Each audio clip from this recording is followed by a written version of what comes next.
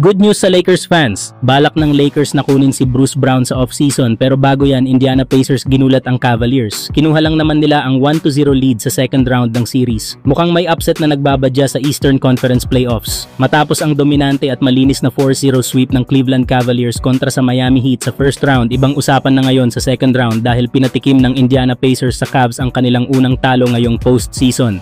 Sa Game 1 nga ng kanilang serye, nagulat ang buong crowd sa Cleveland matapos maagaw ng Pacers ang panalo sa 1-0 lead sa series.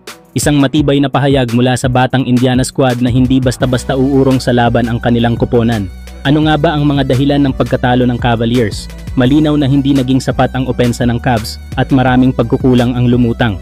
Ilan sa mga pangunahing scorer ng Cleveland ay nanlamig at tila nawalan ng sagot sa bilis at ball movement ng Pacers. Bagamat may ilang nagsikap para buhatin ang Cavs, kulang sa suporta at consistency ang buong team.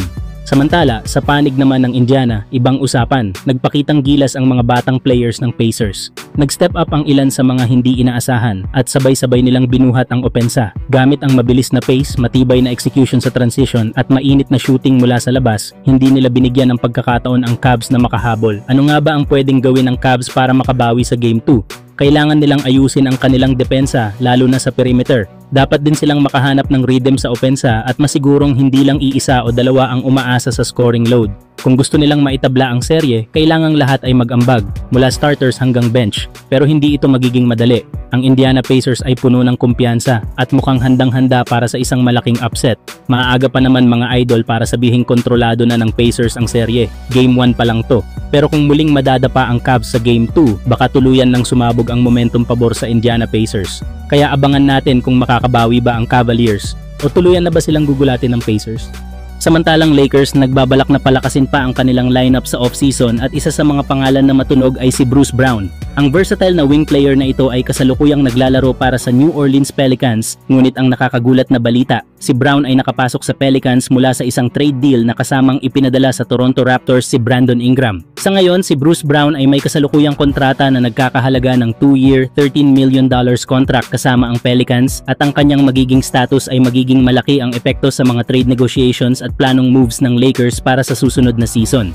Paano nga ba siya maaring mapunta sa Lakers? Ang Lakers kasi ay maaring magsagawa ng trade package na maaring magsama ng draft picks, cash considerations at isa pang player para makuha si Brown mula sa Pelicans. Ang Lakers ay may matibay na trade assets at maaring gumamit ng kanilang cap space upang mai-acquire ang isang player na may malaki ang potensyal na magbigay ng impact sa kanilang rotation. Isa nga sa mga pinakamahalagang bagay na madadala ni Bruce Brown sa Lakers ay ang 3-and-D skills na hinahanap ng team. Sa kanyang mahusay na depensa, pagiging versatile at kakayahang mag-shoot mula sa labas, perfect siyang fit sa sistema ng Lakers. Si Brown ay kilala sa kanyang defensive tenacity, hindi takot sa mga critical na moments, at ang abilidad niyang mag-contribute offensively lalo na sa transition. Kung matatandaan natin, malaking papel ang ginampanan ni Bruce Brown sa 2023 Denver Nuggets championship run.